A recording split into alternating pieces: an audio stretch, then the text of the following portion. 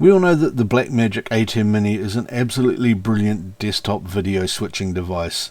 It's got great capabilities like the transitions, the picture-in-picture that it's got, the fact that it can green screen, all this sort of thing straight out of the box, and really easy to use. But it's also got some awesome audio capability that doesn't get talked about all that much. And we're going to have a look at that right now.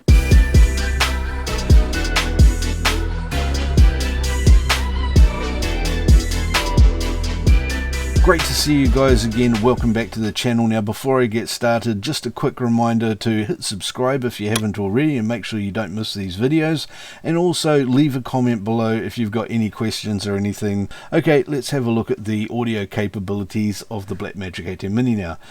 Now you've all seen before all of the stuff that you can do with video. There's a lot of capability in here, and let's just have a look at some of the tabs that are in the ATEM software control. Now if you've got one of these devices or you've been looking at them online, you're going to be familiar with the software control window I've got here. You can switch between the cameras, you can use color generators and the media player and stuff. You've got all the green screening and chroma keying, upstream, downstream keyer, and all these things in here.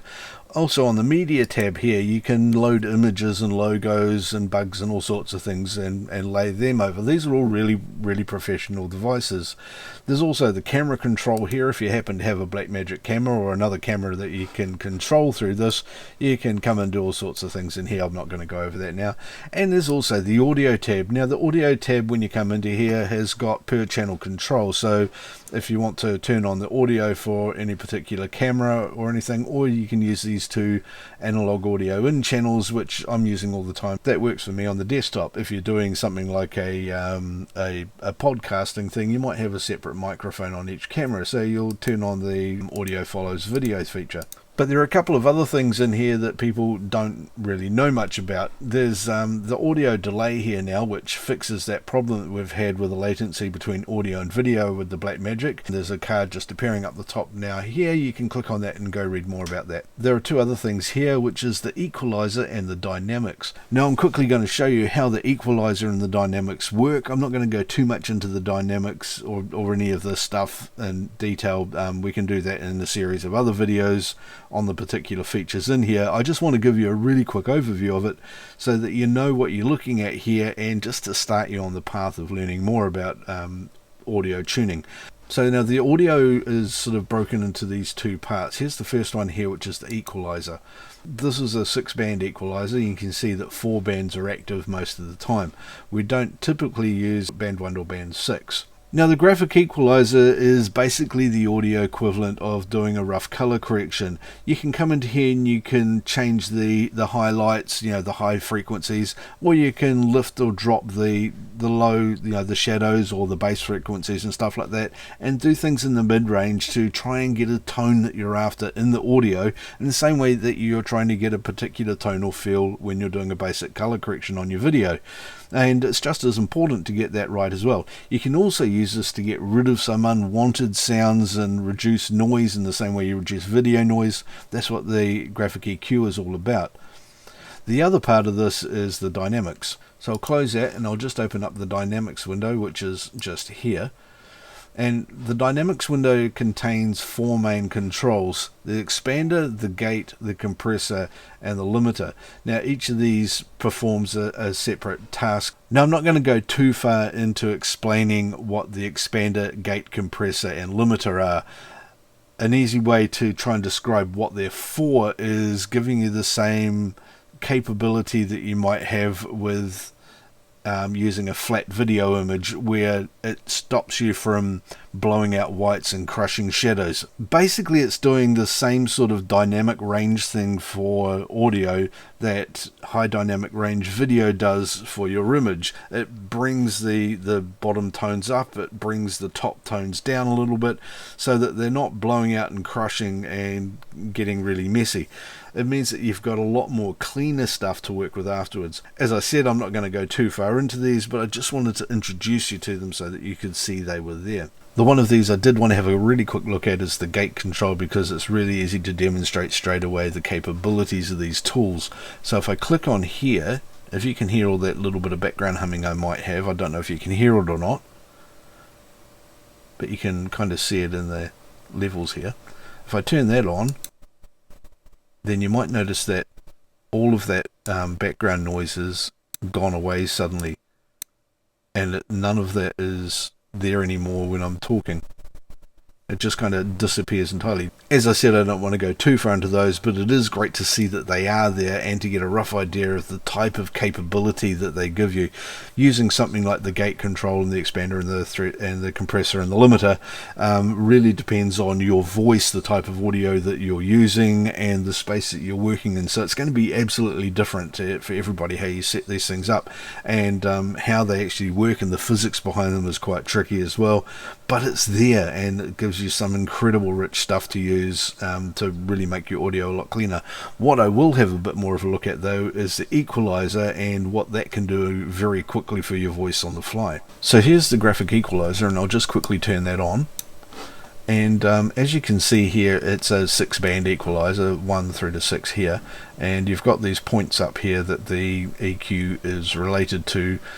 On the left hand side here you can see we've got the decibel range that it's working with, and along the bottom here you've got the audio frequency. Obviously 16,000 Hertz is a very high frequency range, and right down here 31 Hertz is kind of sub-bassy, especially when you get down into sort of right at the edge here, which you're talking about your 10 Hertz. If you want to know more about that sort of stuff, then there's a heap of stuff on the internet you can look up to find out about the physics of audio, but I just want to give you a quick overview and demonstrate here. Now, I don't know if you can hear it, but there's a bit of a hum in my audio. I can particularly hear it when I've got my headphones on, and what I'm going to do now is just going to boost the midtones up here, which is band 4, just so that you can see if you can hear that background hum.